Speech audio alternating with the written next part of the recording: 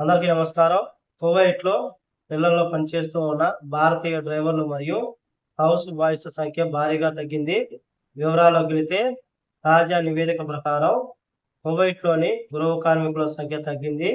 కువైట్‌లో 2024 చివరి నాటికి 7,40,000 మంది గృహ కార్మికులు పనిచేస్తున్నారని చెప్పేసి 2024 సంవత్సరంలో గృహ కార్మికుల సంఖ్య 6.3% తగ్గింది.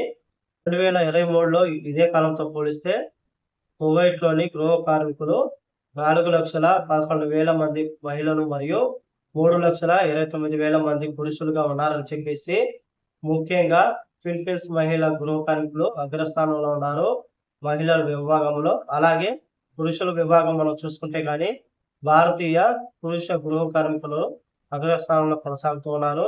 2023 సంవత్సరంలో భారతీయ పురుష గృహ కార్మికులు ఎవరైతే ఉన్నారో వాళ్ళ సంఖ్య 2,50,000 ఉండేది. ప్రస్తుతం 2024 చివరి నాటికి వాళ్ళ యొక్క సంఖ్య 2,19,000కు తగ్గిందని చెప్పేసి దాదాపు 32,000 మంది భారతీయులు పురుష గృహ కార్మికుల సంఖ్య తగ్గిందని చెప్పేసి తాజా నివేదిక తెలుపుతోంది.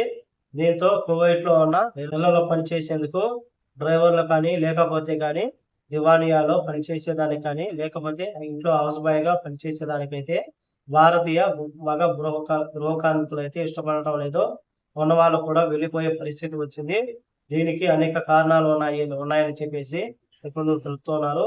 సరైన టయానికి జీతం ఇవ్వకపోవడం, పని ఎక్కువగా ఉండడం, సరైన తిండి లేకపోవడం, అలాగే మానసిక ఒత్తిడి ఎక్కువగా ఉంటుందని చెప్పేసి చాలా మంది అయితే తమ యొక్క అభిప్రాయాలు తెలుపుతున్నారు. మరి కువైట్‌లోని ఇళ్లలో ఇప్పటికి కూడా భారతీయులు అగ్రస్థానంలో కొనసాగుతూ ఉన్నారు. 43.4% భారతీయ గృహ కార్మికులే. సంఖ్య తగ్గినప్పటికీ కూడా అగ్రస్థానంలో కొనసాగుతున్నారు. కాబట్టి ఈ వీడియో నచ్చితే లైక్ చేయండి, షేర్ చేయండి, సబ్స్క్రైబ్ చేసుకోండి. నెక్స్ట్ వీడియోలో మళ్ళీ కలుద్దాం. జై హింద్.